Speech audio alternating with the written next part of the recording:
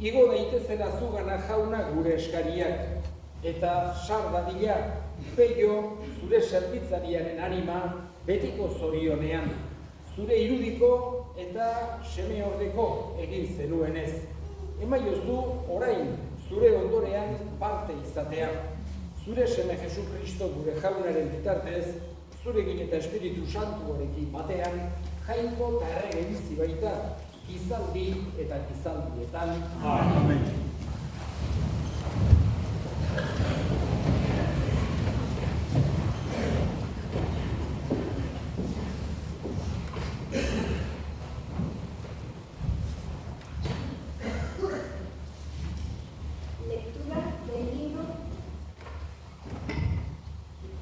Lectura del libro del Apocalipsis. Yo, Juan, oí una voz que decía desde el cielo: dichosos ya los muertos que mueren en el Señor. Sí, dice el Espíritu, que descansen de sus fatigas, porque sus obras los acompañan. Palabra de Dios.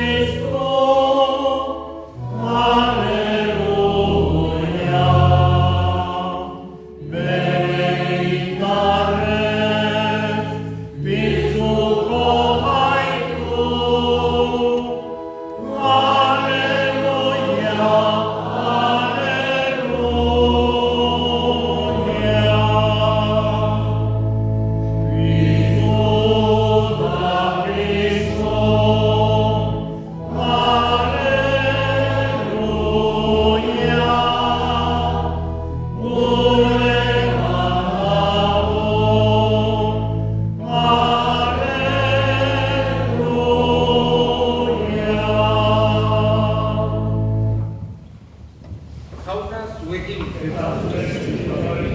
Jesucristoren evangelioa San Mateoren liburutik. En aquel tiempo, al ver Jesús el gentío, subió a la montaña, se sentó y se acercaron sus discípulos. Y él se puso a hablar enseñándoles. Dichosos los pobres en el espíritu, porque de ellos es el reino de los cielos. Dichosos los sufridos, porque ellos heredarán la tierra. Dichosos los que lloran, porque ellos serán consolados. Dichosos los que tienen hambre y sed de la justicia, porque ellos quedarán saciados. Dichosos los misericordiosos, porque ellos alcanzarán misericordia. Dichosos los limpios de corazón, porque ellos verán a Dios. Dichosos los que trabajan por la paz, porque ellos se llamarán los hijos de Dios. Dichosos los perseguidos por causa de la justicia, porque de ellos es el reino de los cielos. Dichosos vosotros cuando os insulten y os persigan y os calumnien de cualquier modo por mi causa. Estad alegres y contentos, porque vuestra recompensa será grande en el cielo. Palabra del Señor.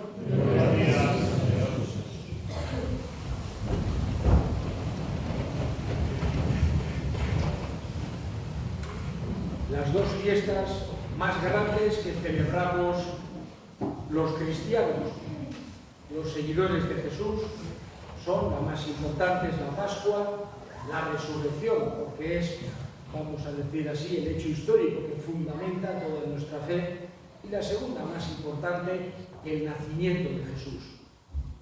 Y la Iglesia, en su liturgia, en su forma, vamos a decir, de celebrar estos misterios grandes, le da una importancia especial a estas dos fiestas que no tiene ninguna otra en todo el año. Y es que durante una semana celebramos como si estuviésemos celebrando el mismo día, tanto en la Pascua como de una forma más mitigada, pero también en la Navidad. Es tan importante el misterio del nacimiento de Jesús que lo celebramos durante una semana. Y por eso también las vestiduras que tenemos los sacerdotes, esta vestidura blanca, porque nos recuerda que estamos en este día del nacimiento de Jesús. Un nacimiento que nos quiere traer sobre todo esperanza. Digamos que la esperanza es una virtud absolutamente indispensable para todo ser humano. La esperanza nos da fuerza para seguir adelante. La esperanza nos da fuerza para salir de las distintas situaciones. La esperanza es algo que todo ser humano necesita. Y desde el punto de vista de la fe, la esperanza teologal nos recuerda dónde está nuestro origen y dónde está también nuestra meta. Nos recuerda que no es una casualidad nuestra vida, nos recuerda que no es un sinsentido, sino que un Dios bueno nos ha creado y vamos hacia Él. Es más, estamos celebrando que ese Dios bueno no solamente ha querido salvarnos desde lejos, sino que se ha hecho hombre para estar entre nosotros, ser uno más, presentarse ante nosotros no de una forma deslumbrante, impresionante, para crear en nosotros admiración o miedo, sino se ha presentado de una manera pequeña, débil, pobre, para suscitar en nosotros ternura y amor. Y en esta celebración, en este contexto, nos toca despedir a nuestro hermano Pello, aquí, en esta parroquia suya de Lecumberri, parroquia totalmente repleta, con gente incluso fuera, para despedir a nuestro hermano en estos días tan señalados, en los que, digamos, que pedimos al Señor que Él también nazca a esa otra vida nueva, que nazca a esa vida eterna, teniendo en cuenta que nuestra relación con los difuntos en la muerte no termina, sino que se transforma, y es lo que le pedimos al Señor. Recordamos a nuestro hermano que participaba aquí activamente, tantas veces, digamos que una persona tan de aquí, a la que nos toca ahora despedir, sobre todo con cariño. Digamos que el hecho de morir una persona no nos tiene que llevar a no quererle, sino al revés. El amor que es lo esencial en el cristianismo, que es el mensaje fundamental que nos ha traído Jesús, tiene que ser también hacia nuestros difuntos. Podemos, vamos a decir así, expresarlo de diversas maneras. Hoy nos hemos reunido para rezar por él. Para los cristianos la oración es la forma principal de mostrar nuestro amor a los difuntos. También para recordarlo, honrar, agradeciendo todo lo que él ha hecho, haciéndole un homenaje merecido en este día. También con flores, con cantos, nosotros mostramos nuestro amor hacia Pello y nuestra esperanza en que ese Dios bueno que ha nacido y que nos muestra sobre todo su amor y su misericordia, lo va a acoger arriba en el cielo. Eta itxaropen honekin batez ere tarregutzen dugu. Eta saiatzen gara baita ere gertukoengandik, bere familikoengandik, nola baitek gu ere gertu egiten. Zuekin konpartitu nahi ditugu momentu gogor hauek, baita ere, berarekiko bezala, zuekiko ere gure maitasuna, gure adiskidetasuna agertuz. Eta gaur elizau, puntaraino betea dagoen elizonek, hoxe adierazten du. Elkartasuna, maitasuna, gertutasuna. Eta gure otoitza, bihotz, batez bezala, jangoikoari eskatuz, Pello gure senidea goiko zeruan ardezala. Le pedimos al buen pastor que esté Pello arriba en el cielo, gozando de la felicidad eterna, descansando de los trabajos de esta vida, para desde allí también poder interceder por nosotros.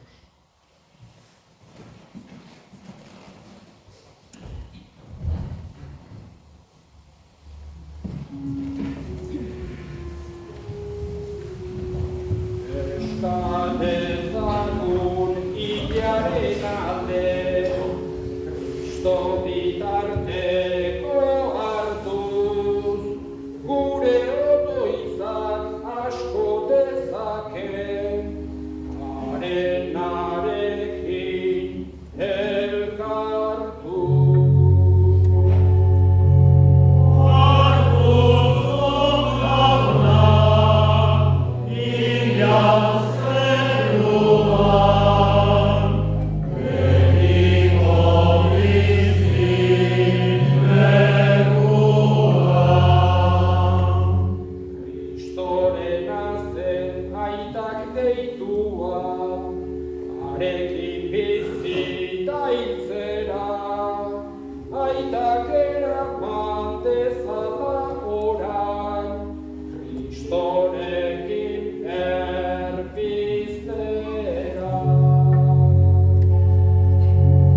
Oh,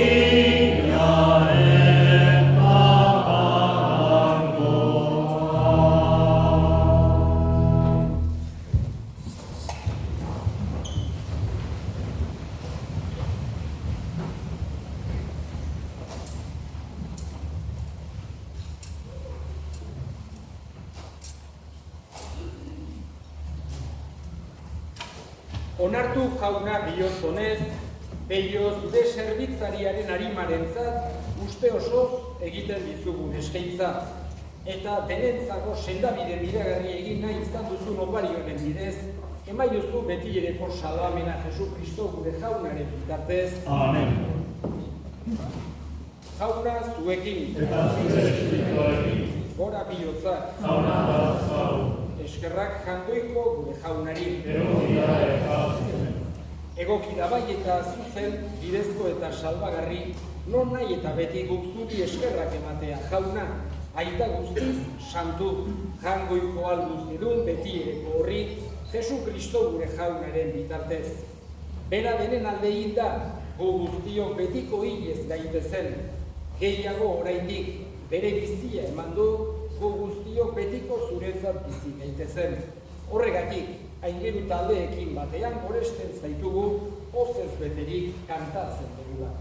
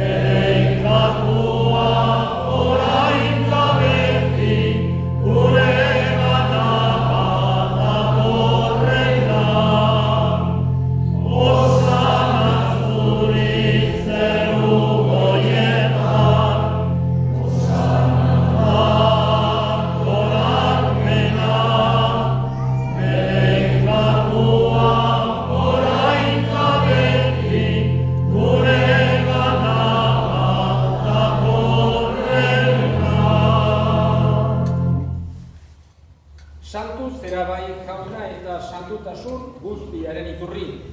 Egitzazua da santu ogiarko hauek espiritua isuriz, Jesu Kristo gure jaunaren gorputz eta odol egin daitezen guretzat. Berak saldu zutenean eta bere gogoz gurutzera zikoala ogi hartu eta eskerrak emanez zatitu zuen eta bere ikasleei eman zien esanez. Hartzazue eta jan guztio kontatik. Hau nire gorputza data zuentzat emango dena.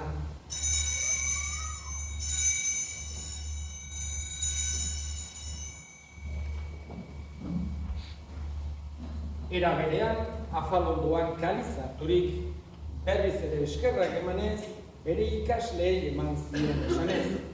Hartzazue eta edan guztio kontatik.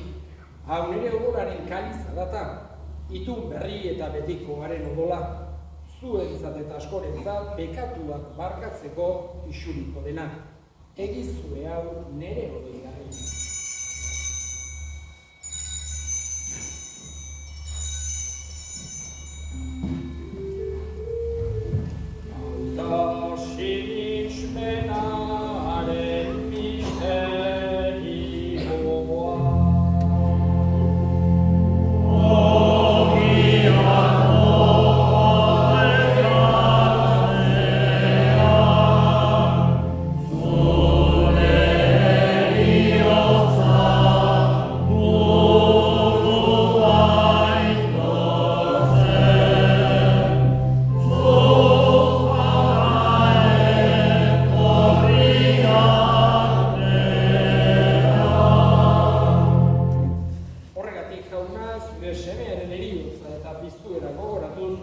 biziaren ogia eta salvamenaren kaliza eskaintzen dizkizugu zuri eskerrak emanez, aldarean zure zerbitzari onartu behituzulako, eta apalik eskatzen dizugu Kristoren gorputza eta odola hartzen ditugunok Espiritu Santuak bat egin gaitzala. Izango oan jauna, mundu guztian zabaturik dagoen zure biza, gaur hemen mindurik, Maria Virginia munduari zabazaia ekarre zioneko egun santua ospatzen ari den Eliza. Eramazu maitasun osora Francisco Goita Santorekin, Florentzio Gudoztenarekin, eta ez izan guztekin batean. Era berean izango gogoan jauna piziko itxaropenean joan diren gure senetiak, peio eta gure hildako guztiak ere, aritzatu zeure aurpegiaren argitan. Errukizak izkigu arren guztio betiko bizitza egin ezagun. Angoizkoaren Ama Maria Doazuarekin aren senar, Jose Santuarekin, Apostolo Santuekin, San Juan Bautista, Berrito Parroquiko Zaindariarekin, San Miguelekin eta gizaldi guztietan zure erizkide Santuekin, egin batean gore ez zaitzagun. Jesu Kristo, zure semearen bitartez. Honen bitartez, honekin eta honengan, zuri aita jangoikoa guztidun hori, Espiritu Santuarekin batean, osteta haintza guztia, gizaldi eta gizaldi guztietan.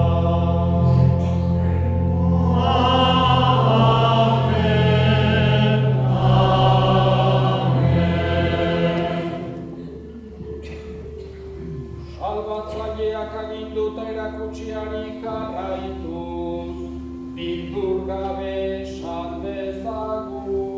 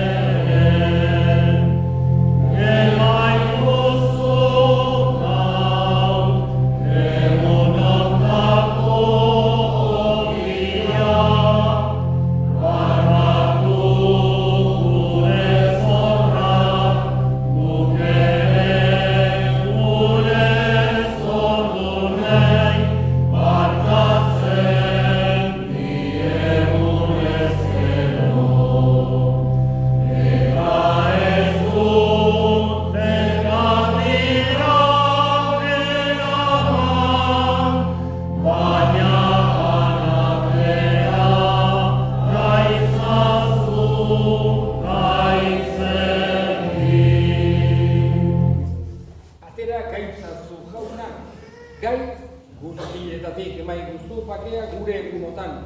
Zure errukiari esker, ekatutik garbi bizi gaitezen eta estuarietan sendo.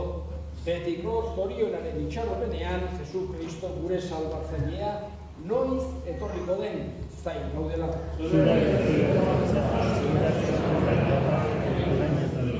Jesu Kristo gure jauna, zuk esana da apostoluei pakea guzten dizuet, nire pakea ematen. Begira zure Elizaren sinismenari eta ez gure pekatuei eta zure gogoaren bezala emaiozu Elizari pakea, eman batasuna. Errege bizi baizera, gizaldi eta gizaldietan. Jaunaren pakea beti zuekin. Zure pakea.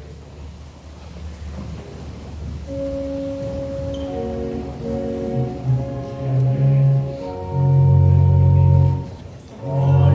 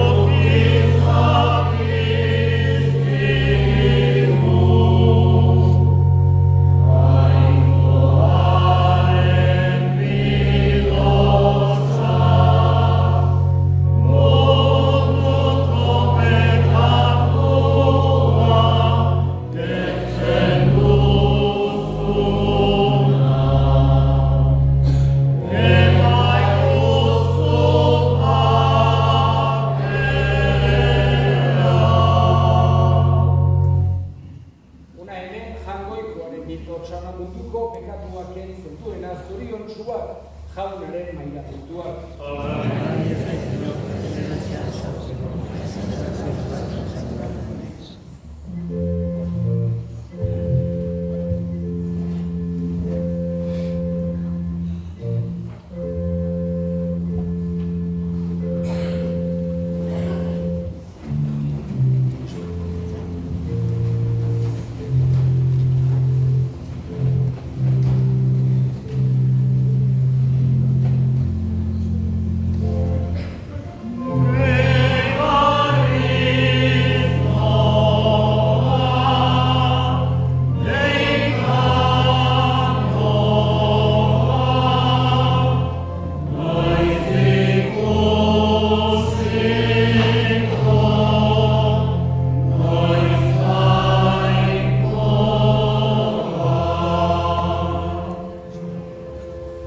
Basantzakulan iturrirako zer irria zugana jauna nik ere duten egarria.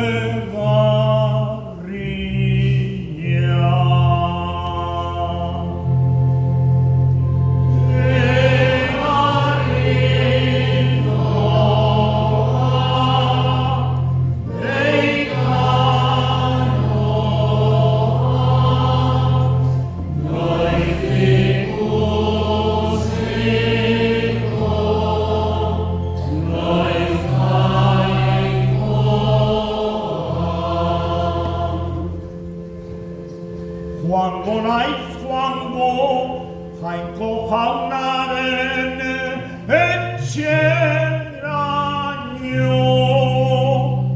Besteen artean dena irrintzi laudorio.